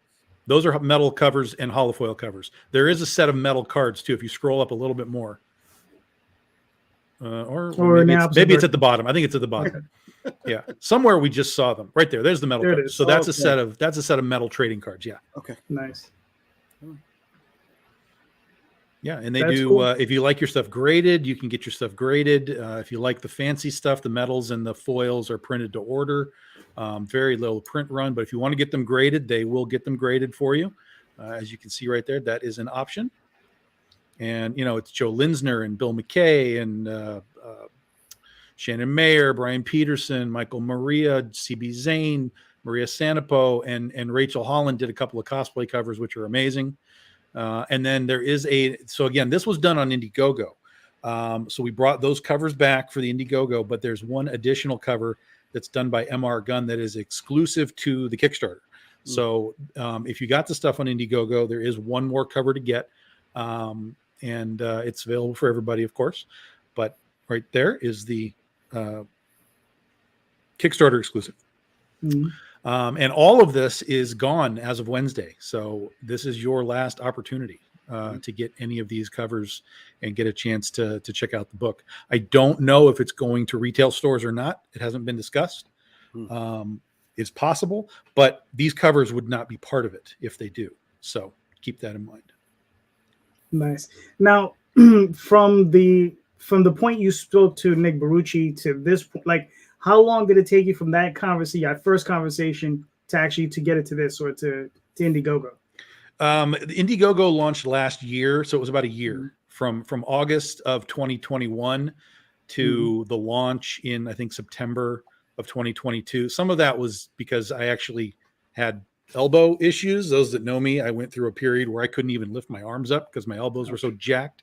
So I couldn't really script anything for very long. So the process just took a long time. But once we got the script done and CB was on the pages, we had it done like in probably January, February of last year. And then it just was a matter of getting it on their schedule for crowdfunding. And it ended up being late last year. And that was it. So, we got it done. It was really successful over there. We had like 200 and some odd backers there, like 11 some odd $1,000.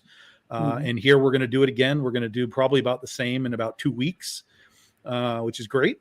And, if we do well enough that Dynamite looks at it and is like, yeah, this worked for a character that no one's heard of in, nearly 20 years. Let's do some more. Let's let Tom do some more. So CB and I have talked about it, and I already have pitched more. I already told him, like, look, this is where I want to go. Let's do a series here, and these are the things I want to do. And they have basically said, yeah, okay, but now we just have to finish this, get it all the backers get all their stuff, sort of accumulate all of our information and analytics, and then say, okay, what's our next step? But at minimum, this is my first book that I've written for a different publisher and their character. It was a great experience, and I can't thank everybody at Dynamite enough for giving me the chance to do it. Nice. Now, is this supposed to be a limited series or just a one shot? This is just a one shot. This is just sort of like a proof of concept thing, right? Because again, it's a book, it's a character that has not existed in any real way for, I think, since 2014 was when they did a last story with her. And then she had some appearances in like the Red Sonja Chaos crossover, but she's just a background character. So she hasn't really had the spotlight on her since almost 10 years, 2014. So yeah. Gotcha. Do you want me to play a video? No, because all the information that's in the video you just got. Oh, okay. It's just me talking. Yeah. Oh, gotcha. Yeah. I don't even do videos anymore, but they wanted me to do one. So I'm like, okay, that's fine. I'll do a video, but I don't even do them anymore. But yeah, all the information in the video you just got. Gotcha. All right, cool. So yeah, so it's an oversized one shot. It's monsters and voodoo, and it ties into the original Chaos stuff. But if you haven't read that, you're not going to be lost. I wrote it specifically so that people that know the old stuff would be like, oh, Easter egg, I get it. But if you don't know the old stuff, you're just going to get a story that you're going to get the details you need to understand it. And then of course there's our big monster, the Lycan Gator, which is our big bad of the series, or of the book, I should say. Nice. Now, have you well, obviously I'm sure you have more thoughts. I mean, if you do get a chance to continue, are you looking to do more one shots? Are you looking to do a limited series? That's up to them. I mean, I'll do it however they want me to do it. If they want me to go issue by issue, I will format it so that we can do that.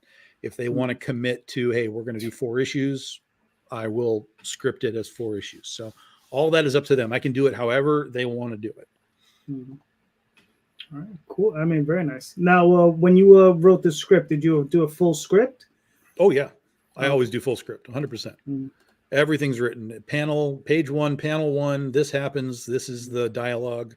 Page 2 or panel 2, this is the dialogue, et cetera, et cetera. That's how I write. To me, your artist needs to know what's going in that page and in that panel. And if they don't know how much talking there is, that can affect what they're drawing. Oh, hell yeah. I always write full script completely. Now I do tell my artists, like, okay, look, if this page doesn't make sense, like if you see a better way to sort of arrange this stuff from a storytelling standpoint, just tell me and we can talk about it. And if it makes sense, great. And if not, then we'll do it as written. And that's happened a handful of times over the years. In my time with different artists, they'd be like, well, hey, can I do it this way? And I'm like, yeah, that makes sense. Or absolutely not. And it just depends on what it is. But, I like to give my artists, room to breathe with what they're doing. But I also, in at least 50% of the time, I want to move the camera the way that I want to move the camera. And so it's set up that way. And most of the people that I've worked with for a long time, and they understand sort of where they have leeway and where they need to kind of really focus on what I wrote. Gotcha. It's like a little bit of the Marvel way, as they.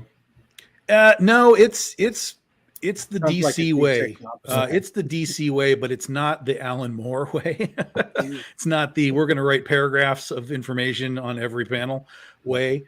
But again, it's comic like strip from Alan Moore was 100 pages. Yeah, right. Exactly. Yeah. So, but again, it's like if they're doing this from a visual sense, but I also write very visually too. I mean, I purposely write from a visual sense. A lot of people have come back and been like, dude, your stuff is like I'm watching a movie. And I'm like, that's good, because that's what I'm trying to do. That's what I'm trying to accomplish here. And so the people that I work with, they kind of understand, especially these guys. So this is CB Zane doing this interior work. And I've worked with him for years and years and years. He is the guy that does Goth Day with me. And he and I really have worked hard to create some really interesting visuals with Goth Day. Like the first issue, had sort of a musical theme to it.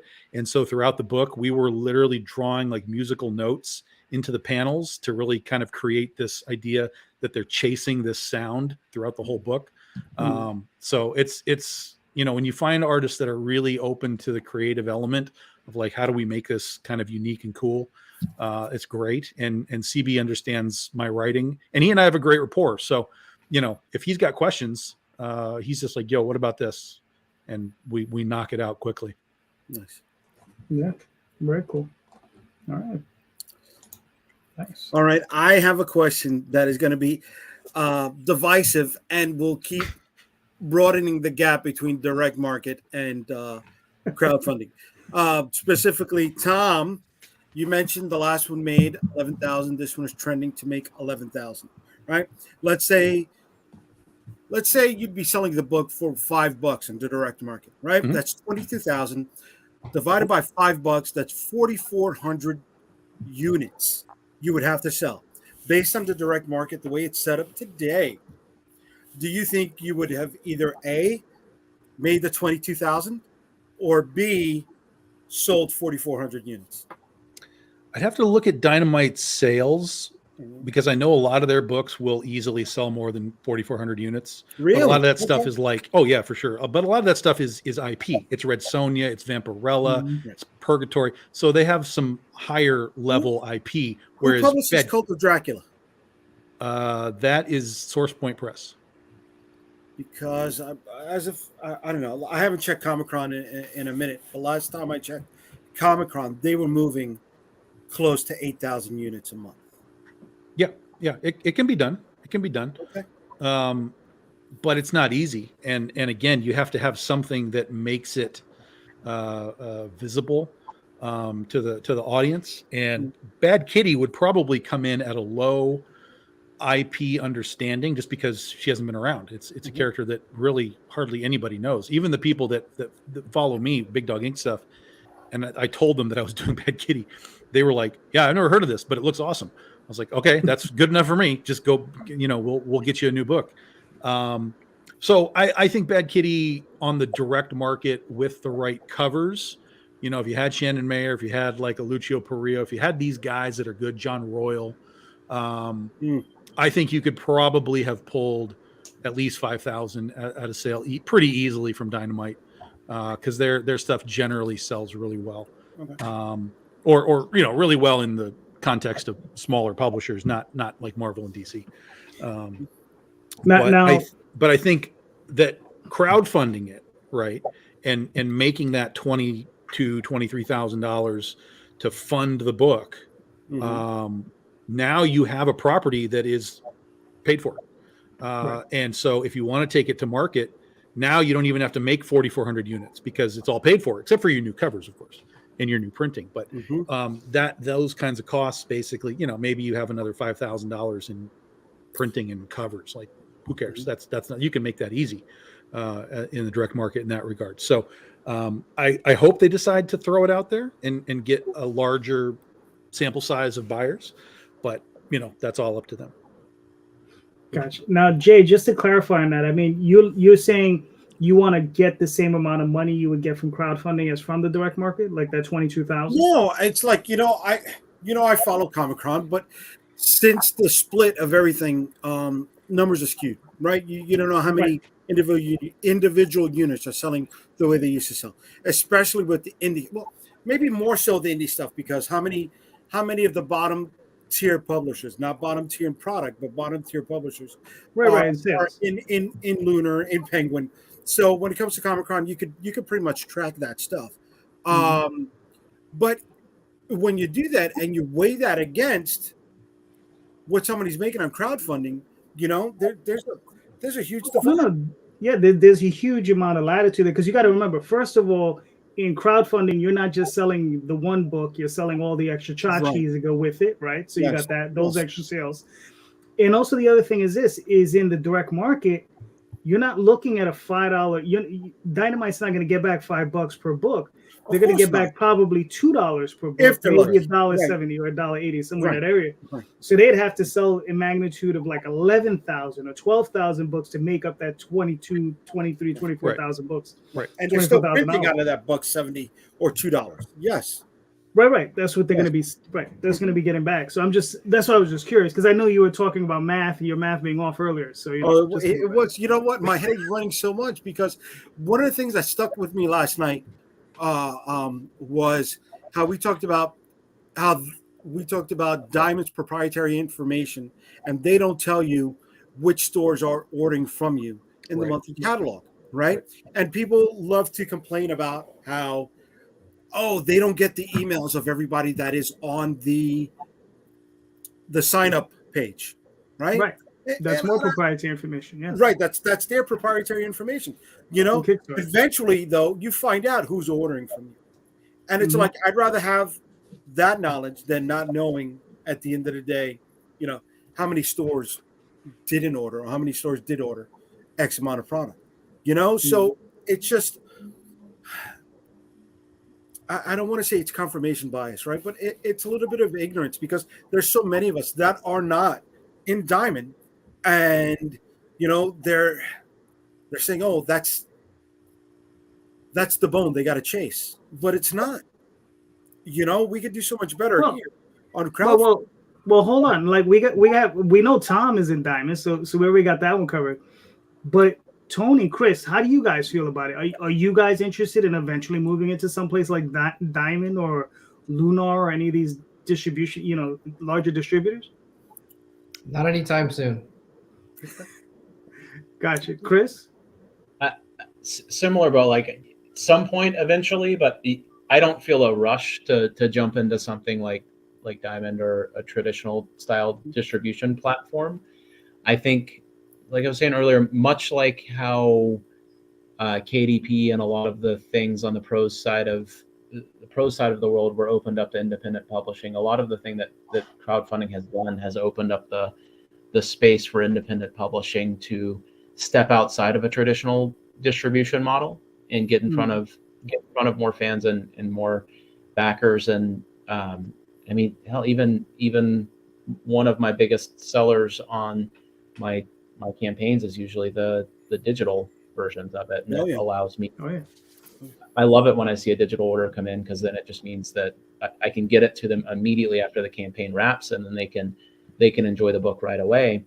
And it's one of those things where I would love to at some point in the future have a big enough backlist and everything that I'm working with a traditional distribution method, but I still don't think I would give up the crowdfunding side of things, even if that were the case, because I see a lot of benefits in both worlds. So. Oh yeah, definitely. I've never suggested stopping. I didn't to imply that you did. I just meant that. No. I mean, because in a world now where you can do both, basically. Yes, exactly. I mean, because we like I always like to say, you need every revenue stream you can get as an indie publisher. You know. Oh yeah. Mm-hmm. All right. Let me see. What do we got? Oh, here's one. All right. Here, look. Here's something I've discussed with a number of people. Like, what is the thing that most attracts you guys to a cover? Right? Because we all see covers, and I've seen some great covers. I've seen some terrible covers. I've seen, you know, everything in between, right? We've seen it, the iconic ones, whatever. So, I mean, I know what attracts me, but, you know, what attracts you guys, right? Tony, what are your thoughts? What attracts me is, well, when I do my covers, I try to find something that is both grabby and also in one singular image tells you everything you need to know about the book. So you look at the cover of Star Noir, and before you even get into what the premise is, you know just by looking at it, it's like, oh, it's this human guy working with a alien, and they're in this noir setting, and there's something about this bloody car in the background. So I think it's something. It's a combination of, like, it really catches the eye, but also tells you as much as it can about the story without you even having to read the synopsis. All right, cool. Chris? Yeah, so first off, Tony, your covers are great. Whenever I came across your stuff on Reddit before I even ever saw anything on Kickstarter, and and signed up for notifications right when I saw it because of the cover and the art. For me, when it comes to covers, I tend to like at least a little bit of intrigue for the main cover. So something that draws your eyes down the page in such a way where it is not too cluttered and then makes you want to learn more. When it comes to variants, I open it up a little bit more to really hone in on the unique capability of each artist. So like Alex Cormack for my second issue cover, I kind of let him go wild with like a noir film movie poster style, and he came back with something awesome.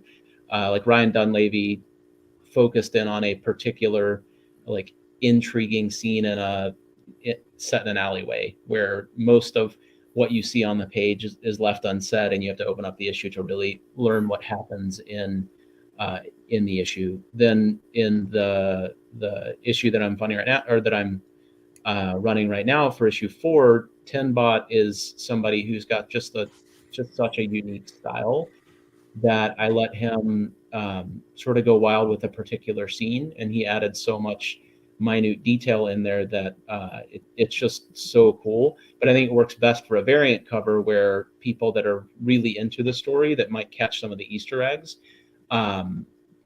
would want to be on the lookout for those Easter eggs rather than like be intrigued to open the book up.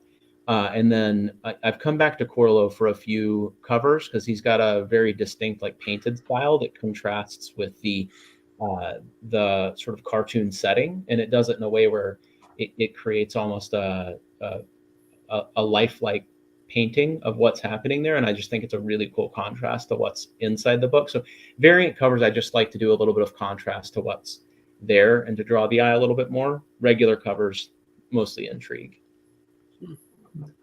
Nice. Tom, what are you thinking? Yeah, it's a combination of the artist style themselves, like how do they stand out from everybody else, kind of first, and then from there it's sort of the execution of the concept of whatever's happening, even if it's just like, you know, superheroes like diving at you or whatever, that can be pulled off by good artists, and then in other cases that can look flat and boring. So it's really, for me, it starts with the style of the artist. Like, what can you bring to this character? And it doesn't matter if it's like painted style or like, you know, old, just pencil and ink stuff. It doesn't matter if it's heavy detail. Like, I want to see what you got to bring to the table. And it doesn't matter if it's the story cover or just the pinup cover or whatever. It's all style. I want you to stand out from the stuff that I've seen. I want to be able to look at it and be like, I know who that is. That's that guy. There's so much in comics. Well, there's so much comics, so it's really hard to, like, you know, not have this happen. But there's so much in comics that I look at and I'm just like, this is just not anything, guys. Like, I don't know what we're trying to accomplish with some of this, because it's just not, there's no concept, there's no execution. And, you know, art is all subjective. So everything that we're all saying here, it's all subjective. Everybody's going to like what they like and not like what they don't like. But I feel like art direction is something that's severely lacking in comics today. And that's indies, and that's the higher ups. That's Marvel and DC. If you want to cringe, go watch what Marvel just did with their ridiculous Spider-Man, Spider-Verse mashup things that they did with like Storm and God, it's the She-Hulk cover. Yeah. It's just that was a funny one. I saw you going off on it this morning. Yeah, it's all so awkward and just like, and you can tell that there really wasn't art direction there, because some are like better and some are just like, whatever, when this is just kind of throwing this in. So art direction is key, guys. And so many times I talk to artists and they're just like, yeah, man, I mean, I didn't get any art direction. They just told me to do whatever I wanted. And I'm like, that's sometimes good, because you're giving the artist freedom to run, right? But I've talked to enough artists where they're like, I really wish you would have told me something. Like, who is this character? What does he or she do? Like, what sort of body language do they have versus like, am I just standing here like tough guy, or am I gonna, artists need a little direction. You don't have to hyper direct, but be like, hey, I want this guy standing in an alley and he just kicked over trash cans, something, and then the artist can kind of run with it, with their own style. But art direction is massively lacking in the comic book world. But some are worse than others. I know. Oh, sure. I know. Sure. The She-Hulk Spider-Woman thing, stung you. But I'd rather have that than for last year's Latin American History Honor Month from DC, and they gave us Kyle Rayner holding a bag from a bodega with a burrito in his hand. Right. I'm yeah. like, yeah. This is kidding me, bro. This is what I'm talking about. Me, bro? I mean, that was fucking stupid. But whatever. I mean, yes, art direction is needed. You don't always get carte blanche. What gets me is, I guess it's not what turns me on, but what turns me off of a cover, right? It's not just art direction, but it's like, I'm tired of fucking homages. I really am. I'm sorry. Everybody's fucking overworked at homages to death, bro. How many times are we going to see the goddamn same thing of Superman holding Supergirl, that position from Crisis on Infinite Earths? I'm like, come on already. Come on. Give me something else. But that's nothing compared to the Spider-Man 300 cover. Yeah. I'm like, you want to do something different? Show it to me from the backside. Okay? Give me that. but see, that requires art direction. Yeah. Right. And also, it wouldn't be the same piece. But here's the thing for the homages, right? I completely agree with you. I don't even do them anymore unless I have a really deep cut that people are going to look at and be like, yo, I have never seen that before. Like we just did a couple of years ago. It was the 40th anniversary of the Cannonball Run. Mm-hmm. So we did a Cannonball Run homage with the girls in the Lamborghini, right? Oh, and people lost their minds. They were like, dude, this is great because it's something no one's seen. But here's the thing. Ultimately, the reason that homages continue to happen is because they continue to sell. And until the end user rejects what's happening, that stuff will just keep on going and keep on going. But I do tell people, like just what I said, like if you want to do an homage, do it. But find a deep cut, find something really interesting and unique that might even tie into your character a little bit more than just like, oh, here's Cabin in the Woods cover because, it's like this has nothing to do with anything that you're talking about. This is has nothing to do with your book. So figure out a way to do something that's a little deeper cut and have some fun with it, because then the fans will really react when they're like, yo, Fast Times at Ridgemont High. What? And we did that too. And it was great. And it was a huge success. And so just deep cuts, take it further, go further, Yeah. All right. Jay, you got anything else to say about that? No. I mean, yeah, everybody says it comes down to style, but it's more, what I don't like I said, I can't deal with homages. It's like, come on, man, fucking do something different. We're indies, right? We're the trendsetters. We're the ones that, that have other people follow what we're doing. So stop chasing what's been fucking done before, because you're going to look like a mark at the end of the day. You are. And in my opinion, being a mark devalues what you're doing. All right. Fair enough. No, I mean, the reason I asked the question is because, it's all about visibility, right? I mean, one of the most interesting things I heard was from Eric Larson. And they had asked him what was the best logo he'd ever seen, right? And he was like, it was ROM, right? ROM.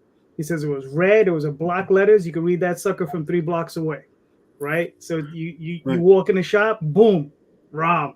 And, so that's why I just thought it was interesting. And there's also the other thing is like, what does attract you to a cover? Is it the artist? Is it, is it the pose of the character? Is it a multi-shot thing? Are you looking for something more complicated? Are you looking for ladies? Are you looking for poses? Do you just want, what is it you're looking for as a consumer? I think it all depends on the book. Like if you're going to buy a Vampirella book, you're there for Vampirella girl art, Oh, yeah. But if you're going to like the Fantastic Four, you want a cool group shot of everybody doing their, the Reed doing his stretchy thing and, the Hulk looking badass and buff. And so I think it all varies from book to book, what people, really kind of want out of those things. Yeah. Even with Vampirella, do you prefer a photo or would you prefer San Julian? Right. Yeah, some people like the cosplay stuff, and some people really reject that. And you know, there's even artists that those guys use that I'm just like, I would never hire that guy. And it's not that he's bad, it's just that the style doesn't appeal to me. So you know, it's kind of like for me, it's like, even if I know that there's a fan base, if I look at it and I'm like, I can't, it doesn't connect to me as the editor. I can't put that on a book, even though I know that there's some sort of a fan base for it, because I know that I'm not gonna like go crazy for it. And if I'm not going crazy for it, then I have a hard time selling it. Gotcha. All right, Jay, you got another one, or you want me to wrap it up? No, well, I want to capitalize on your logo for a second, right? Okay. The way ROM came out that way is because it was for it to fit in the old Spinnerack format, right? This is how much space they had. That's why Marvel was always on the top of the indicia, and you needed to stand out big and bold. We don't have that anymore. So now, you know, art direction or freedom or unintentional logos, right? I mean, how many logos do we see that are just, you know, handwritten up there on the top of a page? There's no thought in it. It's like, okay, it's done. Like something killing the children, right? Or it looks like it's handwritten up there. And one of the other sides of the coin in independent production is lack of direction. Right? And they feel because they have the freedom to do whatever, or they want the freedom, they do that. But that's not always what sells. So do you think that indies would have a little bit more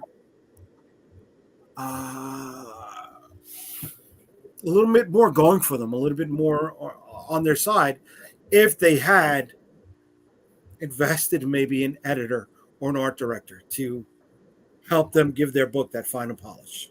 Of course. Yeah, absolutely. In all contexts, you should have somebody that you trust to tell you, no, you did it wrong. You have to have that, because it can't just be mom saying, oh, you're so great, honey. Like, it doesn't work. That just doesn't work. You have to have somebody to kind of bounce ideas off of, to some degree. I mean, and even if that's the guy that you hired to do the logo telling you, I don't think what you want is going to work. Let me show you a different way to do what you're talking about. You got to listen to those guys do their job, basically, in some context. So, because they know what they're doing, and they know, or at least you hope that they know what they're doing. And they have not only your best interest at heart, but theirs, because if that logo is going at the top of the book and you're going to be like, logos by Ed Loveley, who does a lot of our logos, he wants that to look good, you know, because that's a reflection on him. So yeah, everything that you can do to kind of get a little extra polish is a good thing. Nice. Chris, you got any thoughts on that? Yeah, I mean, I tend to write out a cover brief for every brief for every artist that I pull in to do a cover for me. And what is involved in the cover brief is both the assignment and then also links to the issues that have been done so far, background of the characters, and then also I add in a bunch of different kind of inspirational covers, not necessarily to use as homages, but this is same genre. This is sort of the some of the thematics within the story. And then I also, at the beginning of the brief, sort of give them some thought starter ideas that, hey, you don't have to pick from these if you're inspired by something else, but here are some things here's some areas you can go down that would fit within what's in this book and would make sense. And I tend to find that the briefing process, when you're a bit upfront with that and sort of over deliver on some information almost in an appendix way, so that they don't feel like they have to be overloaded with information, but it's there if they want it, has been super helpful. It also probably helps that for my day job, I work in the spirits industry and do brand management for that. Oh, so nice. I write a lot of briefs. And so I found that it gives enough freedom in art direction that you still can give guardrails to keep it contained, but then you're not also saying, hey, go wild and just do anything that you want. And so, yeah, if there are any creators that like want any sort of insight into briefing process, I'm always happy to help or share anything that I have if you want to use or whatever stuff that Nice. All right, cool, nice. Tony, what are you thinking? I provide the artist a lot of references. I really try to paint a picture of what I'm looking for on the page, but always with the air of like, if you have a better interpretation of this, I'm fine with that. I just feel better trying to paint them a visual image of what we're going for, and then have them interpret it and add the things that they want to do in their way. Like Pablo will add an extra panel, or something that I thought was going to be a closer shot is actually a wider shot. But so long as it achieves the vibe that I was looking for, the moment still hits, the emotion still hits. It doesn't really matter if you went left when I thought you were going to go right. All right, cool. Yeah, that's all I can say. I agree with everybody else. It's one of those things. It's just like, there's not much to say about it. All right, so wrap it up, baby. What you got? What you got to wrap it up tonight? What's funny? I have another question, but you know what? This is the one I really. Who saw Ant-Man? Did anybody see Ant-Man? No. Nobody. I saw it. Tom, you saw it. What'd you think? Wildly forgettable. Oh, okay. That's a shame. Yeah. Again, like, I'm not telling you it's bad, but like, nothing happens in this movie, guys. Like, nothing happens in this movie. That's a shame. All right. Here's the way I look at it. It's a lot of running, skipping, jumping, right? A lot of explosions, right? A lot of fancy. The part I thoroughly enjoyed is the world building. I think the guys who did the creative design on this stuff was really, really good. Because the way I look at it is like this: if I want a good story, I'll go write one.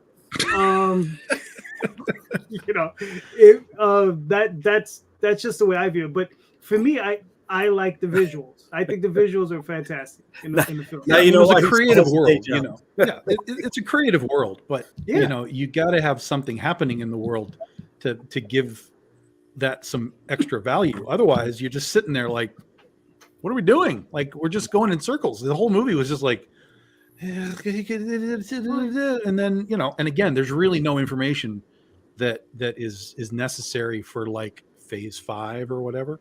Like, it's just like there's nothing new here. Even I don't know if you noticed this, dude, but eventually Lily and the Wasp, she doesn't do anything. Like, half the time you see her, she's just like posing, like, oh, I'm gonna fight you, and then she settles down. Oh, I'm gonna fight you. And then she settles down, and obviously she has some action scenes and stuff, but like, she has nothing to do in this movie. Well, what about Kang? People seem to like that aspect of the movie. He's fine, but again, it's like there's nothing really being, like I said, it's all fine, right? It's just there's nothing here that like you're gonna go, oh my god, I got to see this again, because there's no moments like that in this movie. And I kind of was thinking we were going to get something, and I was actually kind of excited about this because again, it's phase 5. We're kicking it off. Like, what are you going to give me to push me into this series of whatever it is you're going to show me? And it was just sort of this whimper of a story. Everything is just, we're going to tip over the domino, and you can just watch them all fall. You can see it coming, a mile away. There's no surprises. There's just nothing there that, I have a sense that this is it's gonna kind of be like, it did well. It did like $100 million or something opening weekend, but I have a sense that it's probably just going to fall off because again, there's nothing to go back for. There's no cheering big moments to be like, oh my god, like, let's go back and see it again. So it's going to do well, I think, but I don't think it's going to scream, the Doctor Strange or any of those other ones. Got to like 700-800 million. Not a No Way Home type of movie. It's not. I mean, I don't even like No Way Home, but like, it's not even close. I mean, like, there's nothing in there. It's like even Bill Murray. You're like, oh, Bill Murray's in this movie. Like, yeah, okay, Bill Murray's in this movie. Okay, but he's in it for 5 minutes. Yeah, like, he does nothing really. I mean, that's the thing. Like, nobody really does anything. No Miguel Pena. No David Dastmalchian. No T.I. No, they weren't in it. Yeah. Oh, that sucks. Yeah, but listen, I mean, like I said, for me, I enjoyed the visuals. That's why I liked it. So, like, Sure. But you're not going to go back and see it 4 times to watch Jelly Dude, right? No. I might see it one other time, and that has more to do because I'm going to be hanging out with another friend. There you go. So, and that's pretty. It's just we go hang out, we go catch a movie, and then we go have dinner. Yeah, so. I like the visuals from Prometheus. I've only seen it once. Well, that one's a little rougher. I think the visuals in this one are a little different. So I don't think it'll do as well as Avatar, right? Well, it's Avatar, the movie everybody sees and nobody ever talks about. Yeah, nobody ever. Yeah, exactly. Yeah. It's hilarious. All right, gentlemen. I mean, I guess we could wrap it up at this point. Thank you so much. This was awesome. You guys were all great. And check it out. All of the books that ran through, all of the links are in the show notes. So go check them out. Those are some awesome books. Thank you so much, guys, for being here. Thank you. This was great. So let's start with Tom. Please let everybody know where they can find you and your work, sir. Yeah, basically it's this is all you need right here. We live on Facebook. I live on Facebook, so that's kind of where everything starts for us. We are on Twitter and Instagram as BDI Comics. We do have a TikTok, again, for some reason. There's nothing there yet. But that's BDI Comics if you decide you want to follow and get ready for whatever it is we're going to do. And then we have a Patreon, patreon.com/Big Dog Inc., where we kind of show you how everything's made. We show you everything from, roughs and layouts to lines to colors to logos to designs. You kind of get to watch the soup being made all in the back end of Big Dog Inc. So if you like that stuff, join the almost 30 people that we have over on Patreon right now. All right, cool. Let us know when you open up the OnlyFans. Then it could get really interesting. Whoa! I don't want to see him on a pole. Come on. What do you mean? Hey, you don't know what I can do. You don't know. Don't judge. At least see it first. Tony, where can they find you and your work, sir? Okay, well, Star Noir, obviously it's on Indiegogo. You can find me on the Twitters at T/J. And then also if you want to check out more art from Star Noir on Instagram at BananaBat. I do a lot of fun reels with the artwork, and I set it to songs from the 40s. So there's a bunch of reels in there that are pretty entertaining. Yeah. All right, cool. Chris, where can they find you? Yeah, so cbrimmage.com for most of my prose work, and then Instagram, I think it's Chris Brimmage author on that, and then TikTok is Chris Brimmage author as well, and then Facebook too. I tend to stay away from Twitter, but the other ones I'm usually on. All right, not anything wrong with it, Tony. It's just another platform that I haven't had. No, I agree. Yeah, I would like to stay away from myself. Chris, real quick, how many novels have you written? I've got a trilogy of sci-fi comedic adventure novels, and then I've got the Mandrill PI first novel in this year. The other two will be coming out later this year, and then a novella in the Mandrill PI series. Nice. A few other novellas.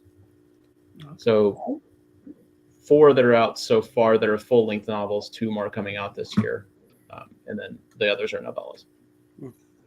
Very nice. Jay? UnstoppableComics.com. You can find all our social media links on the website, and that's it. Really? That's it? That's it. That's it? Just Unstoppable? Unstoppable. I mean, what do you want me to do? You want a song and dance? You want me to say I can't climb a pole as well as Tom does? I mean, come on, bro. Well, we already know that, bro. Anyway, like I said, JD Calderon, you can find me here most Sundays. DreamweaverPress.com, TheOswaldChronicles.com, Twitter, Instagram, DeviantArt, Facebook, all under JD Calderon. So thank you guys. You guys are all awesome. Good luck with the books. I mean, I don't really think any of you need it because all of you guys are vastly successful, and that's great. So thank you guys for being here. This was great. And I'll be talking to you all soon. Have a good night, guys. Thanks. Oh, thank you. Take care. All right.